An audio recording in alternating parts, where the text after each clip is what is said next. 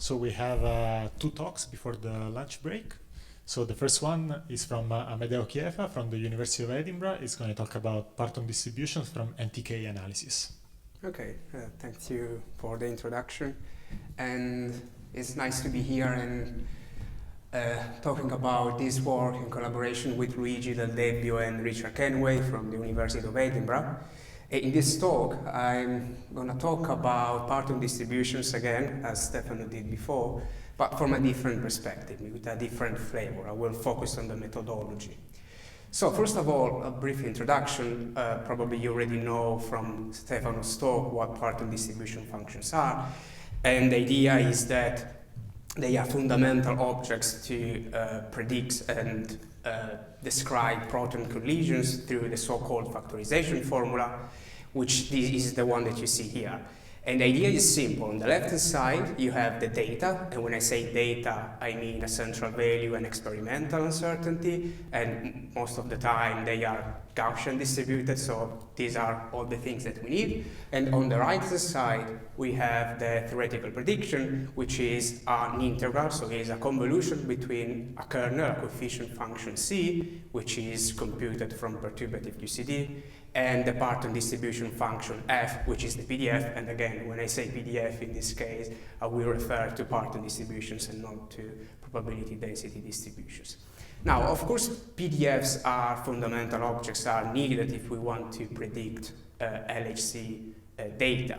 The problem is Parton distribution functions are not perturbative, so they cannot be computed from first principles, and they must be extracted from data, okay? Now, regardless of the physics behind this formula, it is clear, okay, that this is an inverse problem, okay? So we have the unknown quantity on the right-hand side, inside the integral, and the data on the left-hand side, okay? And what makes this problem even worse is that, of course, the data that we have is limited. We have a finite set of data points. However, we want to determine a continuous function, okay? So this is an ill-defined inverse problem. Now, how do we take this problem? So first of all, we discretize the integral, okay? Because we don't want to compute the integral every time. So the way we do it is by discretizing, so computing the Parton distribution functions on a grid. And this allows us to discretize the integral and express the integral from an actual integral to a matrix multiplication. Okay, so now the function f becomes a vector over the grid, and then the data becomes a vector over the data, and the FK table is the matrix that encodes the convolution, so that encodes the physics. Okay. Now, from this point on, we have two ways. Okay, one is the Bayesian method, the Bayesian approach. So we start from a prior for our PDF. We use the data to inform the prior, and using the Bayes rule, we inform the prior to get the posterior distribution of the PDF. The other method is the parametric regression. That is what we do in NNPDF, for instance. So what we do in Stefano's talk. Okay. So here we define a functional parameterization that depends on the parameters, and then we minimize a loss function to find the best set of parameters, okay? Now, indeed, this is what happens in the NNPDF approach, where the functional parameterization is given by a neural network. Now, for the neural network, every time we define a neural network, we also define a distribution for the parameters. Okay, so every time we initialize a neural network, we actually initialize the parameters that define the neural network. So we sample from the parameters. And the fact that the parameters have a distribution, are described by a distribution, naturally induces a distribution over the functional space too, okay? So this means that even in the functional and the parametric approach, we have a prior distribution for the network, for the function that we want to determine. Now, again, we use the Monte Carlo replica method. So we sample, we have an ensemble of neural nets. And for each neural network, so for each replica, we generate a Monte Carlo sample of the data in order to propagate experimental uncertainty in the final answer, and then we train each network on this Monte Carlo sample of data, and we get the result. Okay. Now, this methodology has been tested and validated in many different ways. through closure tests. For instance, this is what Stefano told you before. Also through generalization tests, where we use some data that have not been used in the determination of PDF to test the generalization power of the methodology, and also through comparisons with other methodologies, okay? Now, this talk wants to give a different perspective, okay? In particular, I want to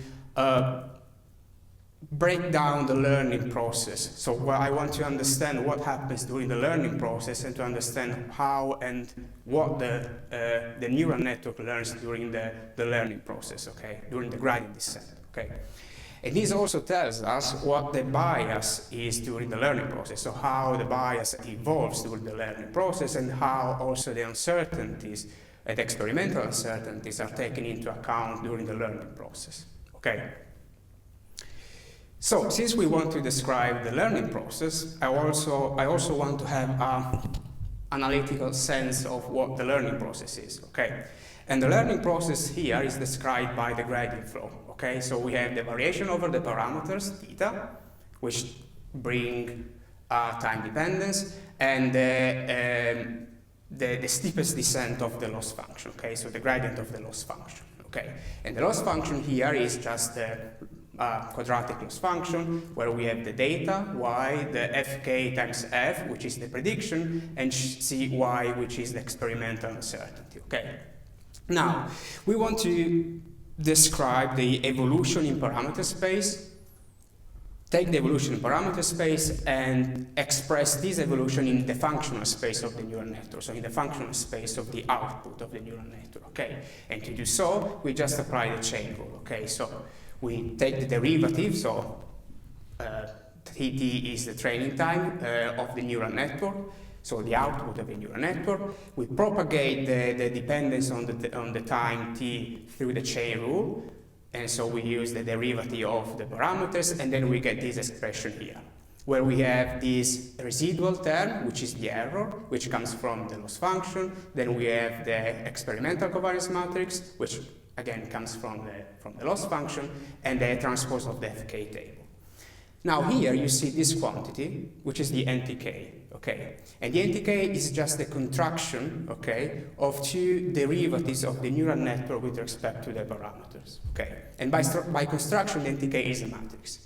And the important point here, the message here, is that the NTK brings all the dependence on the parameters of the neural network. But in general, it can be any parameterization. So in this case, we are using neural networks, okay? So for instance, we can look at the spectrum of the NTK. Okay, so here you see the first 5 eigenvalues of the NTK for 4 different architectures with increasing size of the 2 deep layers, okay?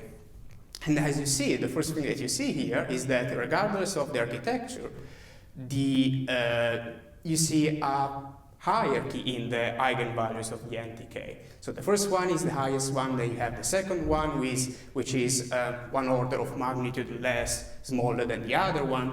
The third one is 2, if not 3 order of magnitude smaller than the first one, and so on. And at some point, you get a plateau, you get the kernel of the NTK.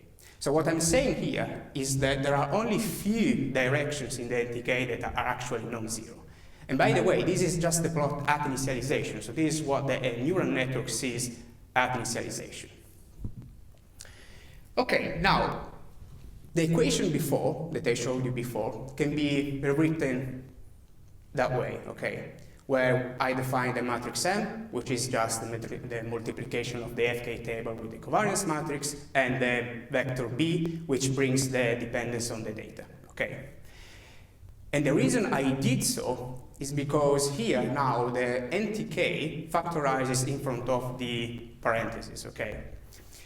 And you see here that now if you project this equation in the eigenspace of the NTK, there is a direction, there is a component of this equation which will never evolve because it lives in the kernel of the NTK. And as I told you before, the kernel is quite huge, it's quite big. There are many directions in the kernel of the NTK, okay?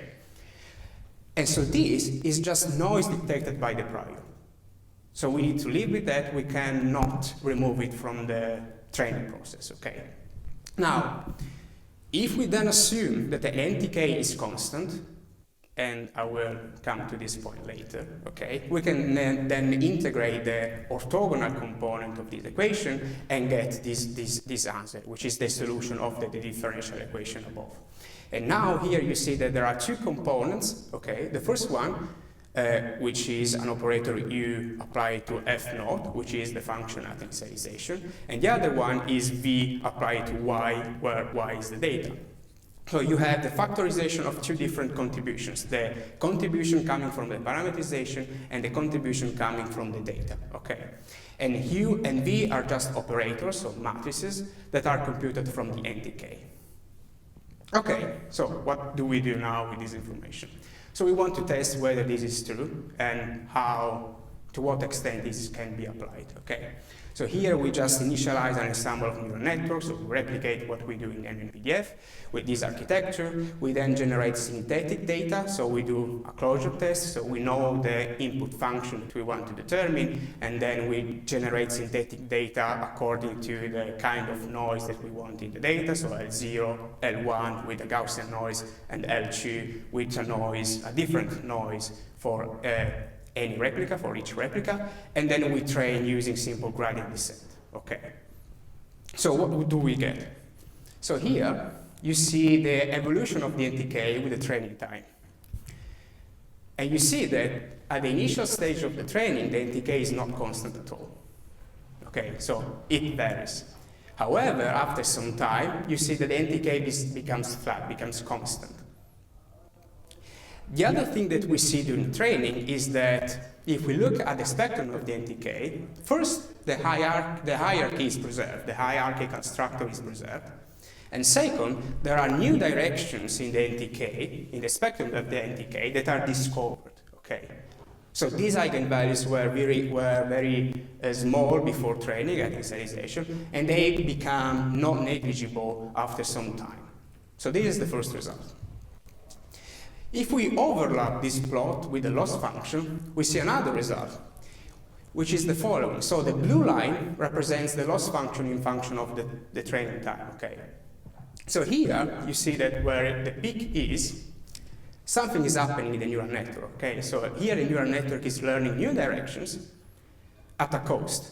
And the cost is that the loss function increases. But soon after this step, this sort of phase transition, okay, the neural network again improves its performance and the loss function decreases again.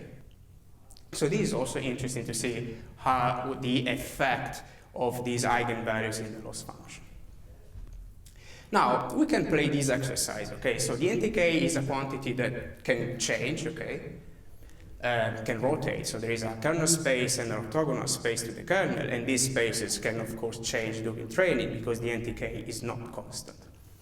And I want to measure the alignment of this NTK with the matrix M, which is the matrix that encodes the physics of the process and tells us what we can learn given the data that we have in the functional space of the PDFs, okay?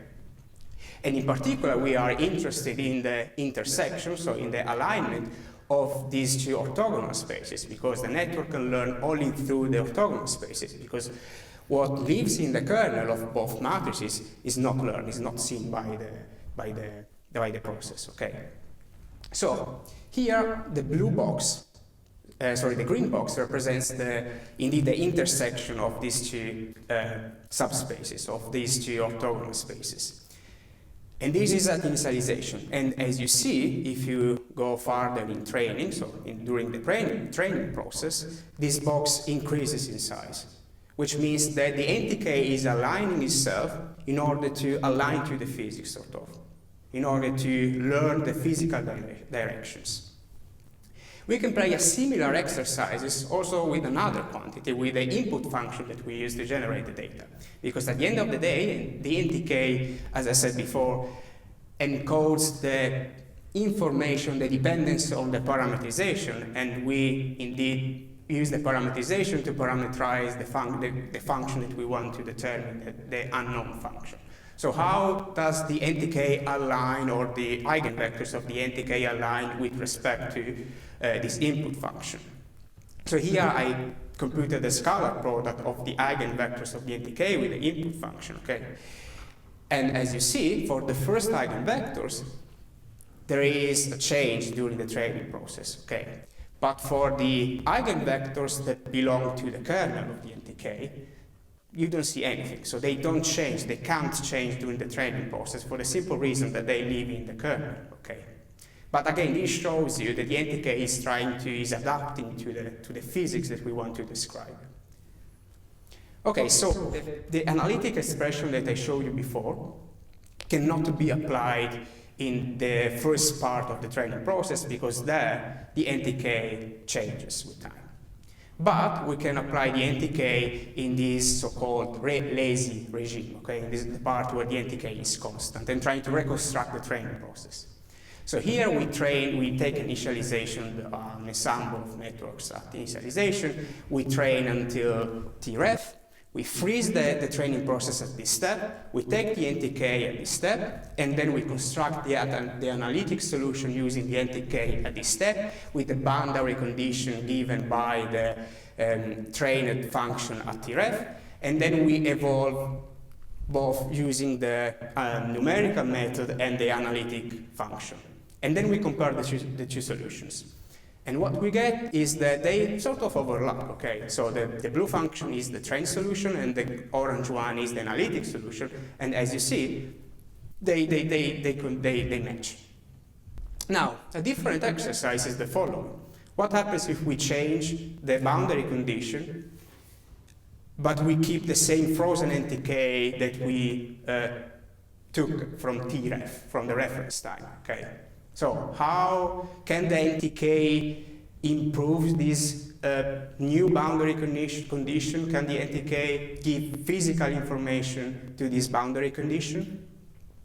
And the answer is yes. So here I compare the analytic solution with this boundary condition at initialization with the trained solution. And the orange one is again the analytic solution and the blue one is the training solution. And what you see here is that at the very beginning of the training process, of course, the analytic solution, is much faster. And the reason is that the NTK is already informed by the data. So it already knows what the answer will be. Whereas the training solution, of course, is still in the process of changing and adapting the NTK, okay? However, after some epochs, after some time, the two answers sort of combine, okay? So again, this is to say that the NTK contains the information of the process. Now, a final exercise, the last exercise that we did is the following. As I said before, the analytic solution allows us to factorize these two contributions that are needed in the determination of the PDF, okay? The first one is the parameterization, the second one is the data. When I say data, I also mean the uncertainties with the data, okay? And we can plot these two contributions in function of the training time. So here, the orange curve represents the contribution from the parameterization, so U applied to F naught, and the green one is the contribution from the data. Okay, and then the blue one is the total contribution, so the sum of these two contributions. And as you see, as you go farther with the time, you see that the contribution from the parameterization reduces its variance, and the contribution from the data actually gives drives actually the total contribution, the final answer. So the message here is that if we train enough, okay, the dependence on the parameterization goes away, and the final answer is driven mainly by the data, which is what we want in a fit, okay? We don't want to introduce any bias sort of in a functional determination, in a PDF fit. And this brings me to the conclusion. And so this is the first time that, to the best of my knowledge, the NTK is used in this kind of problems of PDF determinations, or in general inverse problems where there is an integral between the data and the unknown function that we want to determine. Now, again, the NTK and the analytic solution that I showed you before cannot be used in a real application to determine and extract Parton distribution functions from data, because as I said before, it relies on the assumption that the NTK is constant, which is not the case. But it can be used as a tool to monitor the evolution of the neural network in general, as I said, the evolution of any parameterization that we can use to extract a known function, okay? And finally, for the future, of course, this can be generalized to other more complicated predictions, where the predictions, for instance, are not linear but quadratic in the PDFs. And also, as I said, the NTK can also be used for a fixed parameterization, for another parameterization. And the question is, what happens to the eigenvalue, to the spectrum of the NTK if the parameterization is different? With that, I conclude, and thank you for the attention. Thank you for the talk. Any questions? So thanks for the talk. You showed that there are several eigenvalues which are very small, basically zero. Yes. Are those directions important for the final results, or could be removed, for instance, with the spectral decomposition? Well, they are important in the sense of what I said here, right? Let me go to the slide. Here, right? They are important because, of course, they define subspace, okay? And the solution that we seek, of course, is a combination of the kernel and the orthogonal space to the kernel. So we need the kernel subspace to have a comprehensive answer for the evolution, okay? So we can't neglect this subspace because it's like removing some information contained in the parameterization. So basically, those ones are important for the error in the determination of the PDS. Yes, sort of. This is the idea, because they tell you what the prior is.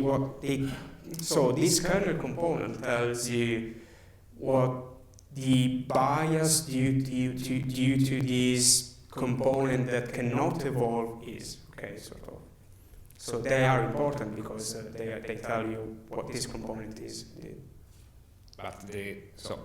But what you know on the shape is determined by the part which is with non-zero eigenvalues, right? So those ones basically are... No, because so the solution that you see here is the sum, is a linear combination of the kernel space of the component that lives in the kernel and the orthogonal component that I not show here, but which is present, okay? So this solution here, and actually the operators that you see here, U and V, contain the both components and that's both components. So both the kernel and the orthogonal space. So yes, the kernel is important. We need to consider it because otherwise the solution will be only partial. Any other question? Thank you for the very nice talk. I have a very small curiosity question. This is probably coming out of ignorance. Can you go to the slide where you showed the loss wobbling a little bit? Yep. So, do you remember the learning rate that you The learning rate is very small in this Define case. that. It's 10 to minus 6. Okay. So And if it's you go, just gradient descent. if you go to 10 to the minus 7, 10 to the minus 8, do the fluctuations reduce? Did you try? I didn't try that. Okay. I Just didn't try that. Can you go one slide ahead? So sorry, the slide where you show that the NTK becomes constant at some point? Oh, yeah. Okay. So can you, so do you, because you said, okay, so can you use this somewhat to say, so it seems to me that this is sort of telling you that the neural network is doing some feature learning steps first, and then it becomes essentially is not learning any new feature, and it's just I don't know, discriminating something according to the features that it learned. So you can freeze it, Exactly. And so this is connected with the fact that this NTK in those lazy regimes becomes like equivalent to kernel methods, which are Exactly. which are known not to be able to do feature extraction essentially. Okay. So you think this can be used to accelerate the learning? So might be. Yeah. so maybe I don't know. Maybe you can like yes, I mean, you can do some kind of pre-training and then have a second phase in which you know that you learn the physics so you know that the physics is codified, and then you want just like a quick. Potentially, yes, I agree with you that this can be useful if you want to inject some physical information in the training process. How to do that, I still don't have the answer. Thanks a lot. There are no other questions. Let's thank the speaker again.